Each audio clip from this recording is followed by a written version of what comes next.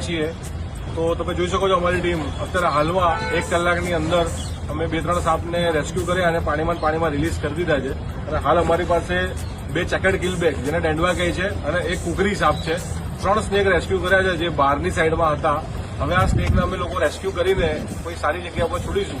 અહીંયા રિવરફ્રન્ટ સાબરમતીના વિસ્તારમાંથી snake rescue કરીને અમે આગળ હવે ચાલતા જઈએ છીએ કે જે જગ્યાએ સ્નેક વધારે દેખાવામાં આવે છે અહીંયાના સિક્યુરિટી ગાર્ડ અને તેમના સુપરવાઇઝરે અમને કીધું કે સુભાષ બ્રિજની નીચેની સાઈડમાં આવો, અહીંયા ઘણા બધા સાપ છે. તો 3 રેસ્ક્યુ કર્યા છે, બીજા પાણીમાં જતા હતા એવી રીતે રેસ્ક્યુ કરી એને રિલીઝ કરી દીધા છે.